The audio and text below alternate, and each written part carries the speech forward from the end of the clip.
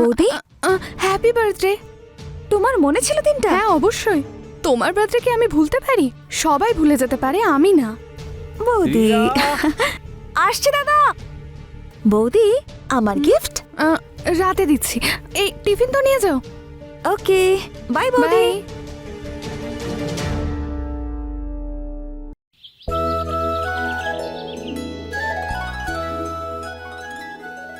আরে বৌমা, এটা কি করছো কি তুমি? ও কিন্তু এই সব খায় না। না মা, এটা অনেক হেলদি, এর অনেক বেনিফিটস। তোমাদের শাশুড়ি বউয়ের কথাবার্তা শেষ হয়ে গিয়ে থাকলে এবার আমাকে টিফিনটা দাও, দেরি হয়ে যাচ্ছে তো। কি আর বলবো, বৌমার তো মনে হয় আমি তোকে এমন খাবার খাওয়াই না যাতে তুই পুষ্টি পাবি। নীলম, তুমি যে আমাকে টিফিনে এসব দাও না, আমার একদম পছন্দ হয় না, এসব না দিলেই ভালো। মা দেখো না, রিয়া কোথায় গেল? আমাদের দেরি হয়ে যাচ্ছে তো। আমি দেখছি। শোনো না, আজকে ওটা নিয়ে আসবে, অনেক দিন হয়ে গেছে। কি নিয়ে আসবো আমাকে বলো। আরে ওটা আরে ওটা কি, ভালো করে বলো না। কন্ডম। কি নীলম, তুমি এসব কি কথা বলছো? কি হলো? না মা, ও একটা কিছু আনতে বলছিল। কি আনবি? বৌমা আমাকে বলো, আমি নিয়ে আসবো। না মা, তুমি ছাড়ো না। আচ্ছা ঠিক আছে। গুড মর্নিং দাদা, আমি এসে গেছি। রিয়া, তোমাকে কতবার বলেছি গুড মর্নিং নয় নমস্কার বলা অভ্যেস করো। দাদা এখন লেট হচ্ছে না বুঝি? চলো। মা আসি আমি। আচ্ছা মা, আমিও আসি তাহলে। হ্যাঁ।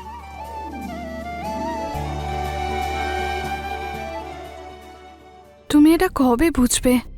বিয়ে হয়েছে 3 বছর হয়ে গেল, কিন্তু শেষ তুমি আমাকে কবে ছুঁয়েছিলে আমার মনেও পড়ে না। আর তার মধ্যে এই শাশুড়ি মা এটা খাওয়াবে না, ওটা খাওয়াবে না। কি করব আমি, কোথায় যাব কিচ্ছু বুঝতে পারছি না। বৌদি আরে, তোমার স্থান তো আমার মনে।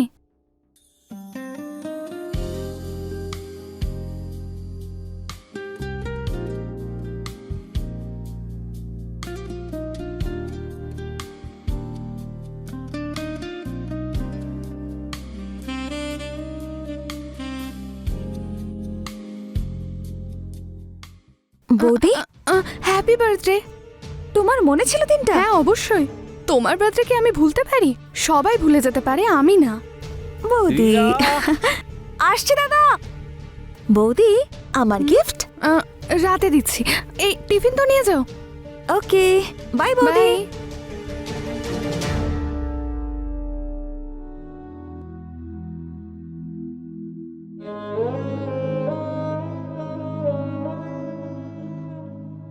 তুই কে?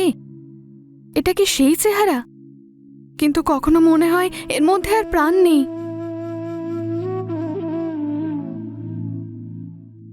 আমি হাসি, কথা বলি, কিন্তু ভেতর থেকে সব খালি। বৌদি বৌদি এসব কি উল্টোপাল্টা ভাবছো তুমি? যখন আমি তোমার সঙ্গে আছি তুমি নিজেকে একা বলছো কি করে? আমি তোমার পাশে সব সময় থাকবো, তোমার থেকে দূরে কখনোই যাব না।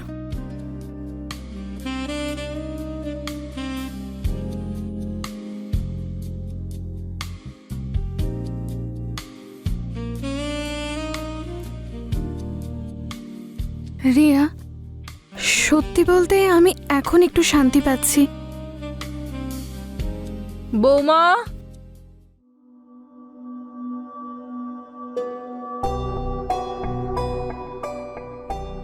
আসছি আসছি মা।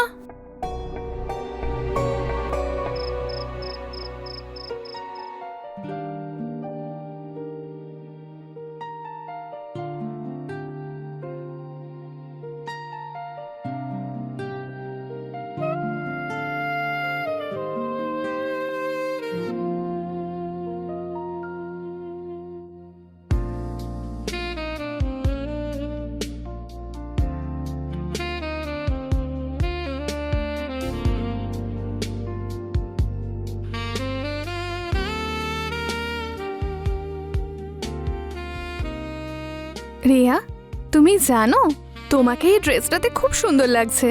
থ্যাংক ইউ বৌদি।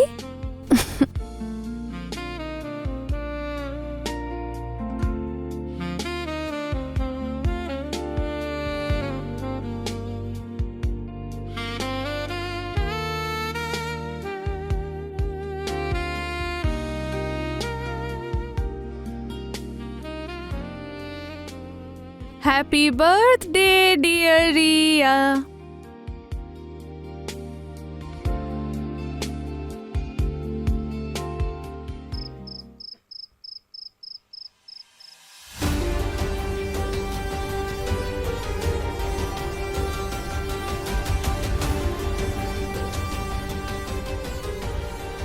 এই নাও রিয়া, দুধটা খেয়ে নাও। থ্যাংক ইউ বৌদি।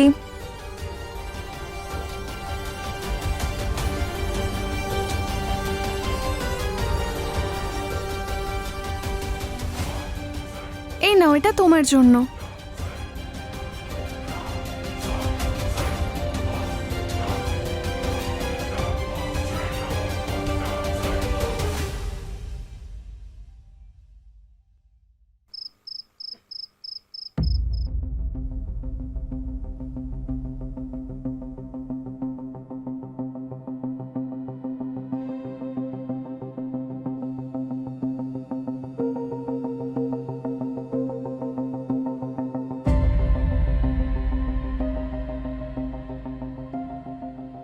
শুনছো? এই শুনছো?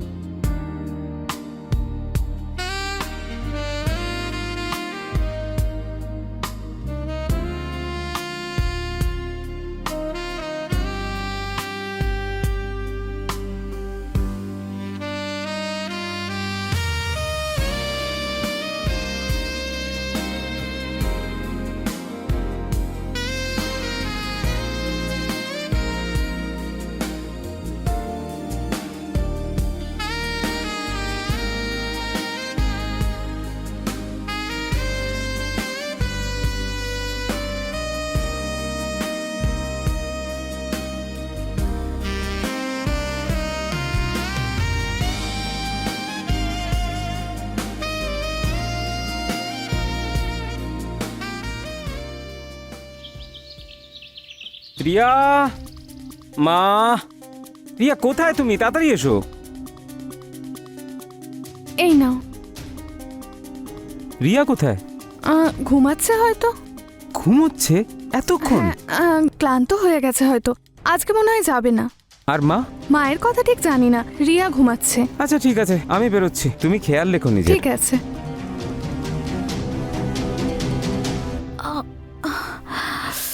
আরে রিয়া, তুমি এখানে কি করছো?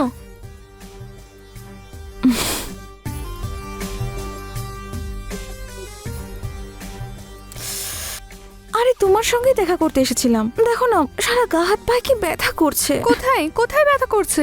আরে বৌদি কোমরে, গোটা শরীরটাতেই ব্যথা করছে। তুমি উল্টো হয়ে শো, আমি মালিশ করে দিচ্ছি। হুম।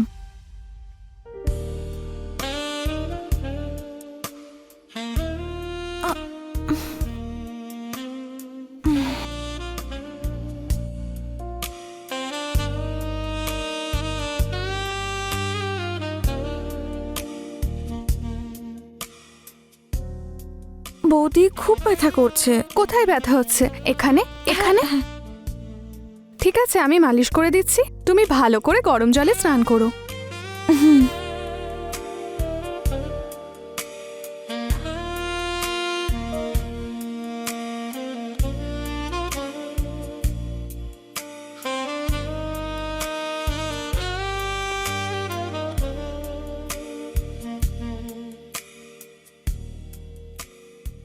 বৌদি ওই জায়গাটায় একটু অন্যরকম ফিল হচ্ছে।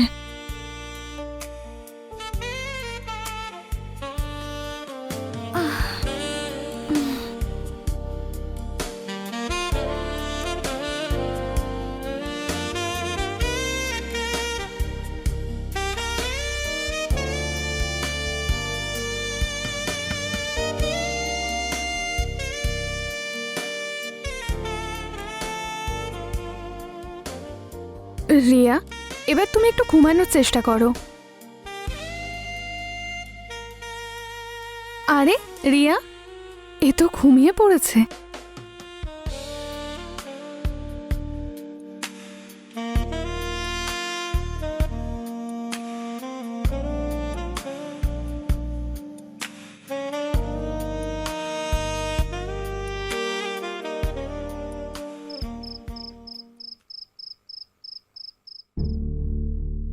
চাটা ভালো হয়েছে মা। রিয়া, এখন শরীর কেমন আছে? খুব ভালো বৌদি। আর গরম জলে স্নান করার পরে তো শরীরটা একদম ঝরঝরে হয়ে গেছে।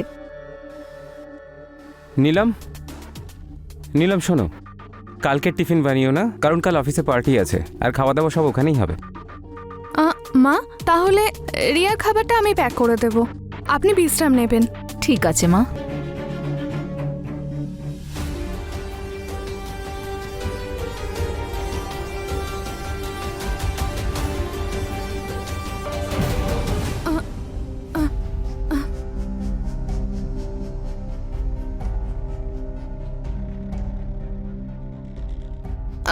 মা, কিছু লাগবে আপনার? হ্যাঁ বৌমা, জল নিতে এসেছি। দাঁড়ান দিচ্ছি। না না, ছেড়ে দাও, আমি নিয়ে নেব। ঠিক আছে। আর এই আরেকটা গ্লাস কার জন্য? রিয়ার জন্য? হ্যাঁ, রিয়ার জন্য।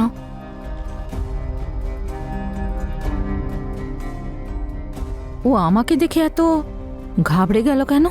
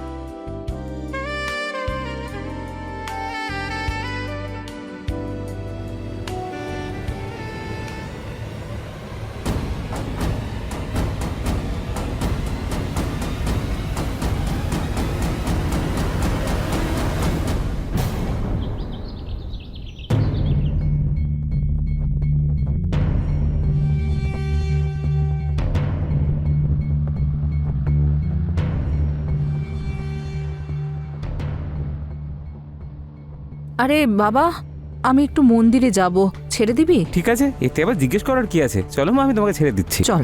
আচ্ছা রিয়া। আরে ওকে ছাড় না, ও রিক্সা করে চলে আসবে, চল। ঠিক আছে। মা, কি হয়েছে? তোমাকে খুব চিন্তিত দেখাচ্ছে। দেখ বাবা, বিশ্বাস, ওই আসলে নীলম,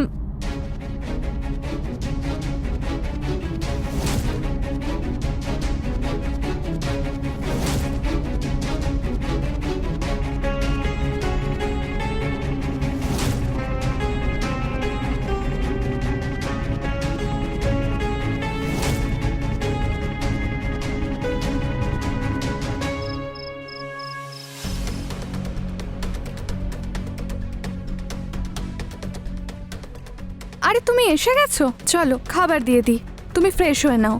আমি অফিসেই খেয়ে এসেছি। চলুন মা, খাবার খেয়ে নি। রিয়া যা গিয়ে হেল্প কর। না না মা, থাক, আমি করে নেব।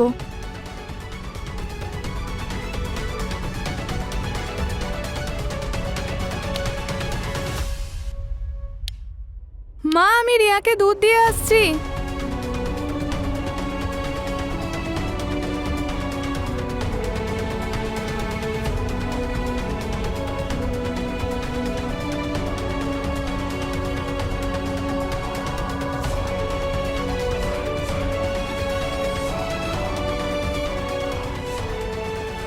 কি গো শুনছো? মনে হচ্ছে আজকে বেশি ক্লান্ত।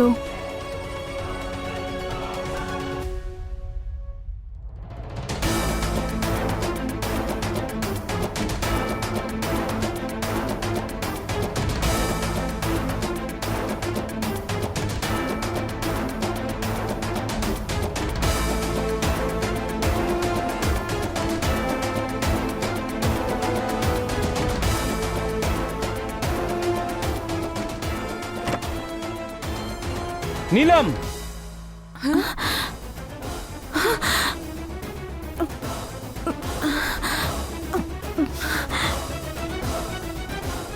রিয়া, রিয়া, রিয়া শোন মা। রিয়া, না না মা, না না না।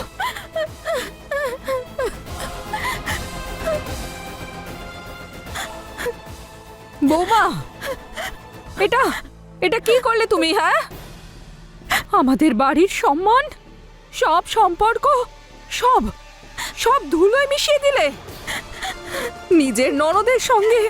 ছি, আমার তো ভাবলেও গা ঘিন ঘিন করছে। বৌদি, আমি তোমাকে আমার মায়ের মতোই মনে করেছি, আর তুমি তুমি কি না আমার সঙ্গে। নীলম, তুমি আমার বিশ্বাস ভেঙেছো। আমাদের স্বামী স্ত্রীর পবিত্র সম্পর্ককে তুমি লাঞ্ছিত করেছো, কলঙ্কিত করেছো। তুমি কেন করেছো নীলম, কেন? আরে ও কি বলবে? আগের জন্মে হয়তো কিছু পাপ করেছিলাম আমি, তাই এমন চরিত্রহীন বৌমা পেয়েছি। কি বললেন আপনি? চরিত্রহীন? আমি মানছি আমার ভুল হয়েছে, ভুল না, অনেক বড় অন্যায় করে ফেলেছি। কিন্তু যতটা আমি দোষী তার থেকে বেশি আপনার ছেলে। মা, আপনি তো জানেন আমাদের বিয়ে 3 বছর হয়ে গেছে।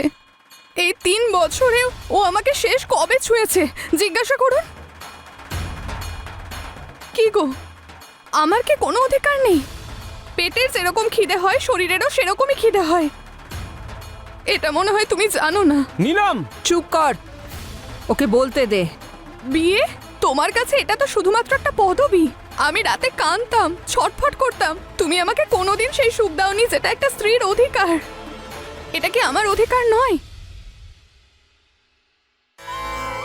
আর তারপর আমি ভুল রাস্তায় পা দিলাম। আমি রিয়ার প্রতি দুর্বল হয়ে গেলাম। যখন আমি রিয়াকে দেখতাম আর ওকে ছুতাম, তখন আমার ভালো লাগতো। আমার ভেতরের লালসা জেগে উঠেছিল। আমি ওকে চাইতে শুরু করি। এতে রিয়ার কোনো রকম কোনো দোষ নেই, সব দোষ আমার আর তোমারও। আমি মানছি তোমার এই পাপ কাজের আমিও ভাগীদার। হ্যাঁ নীলম, আমি কখনোই তোমাকে সেটা দিতে পারিনি যেটা তোমার অধিকার ছিল। তোমার চাহিদা আমি কোনোদিনই বুঝিনি। আমি অবশ্যই দোষী। আজ আজ তোমার ব্যথা আমাকে আয়নার সামনে দাঁড় করিয়ে দিয়েছে যে স্বামী হয়েও আমি স্বামীর কর্তব্য পালন করতে পারিনি। যদি সম্ভব হয় নীলম, আমাকে ক্ষমা করে দিও।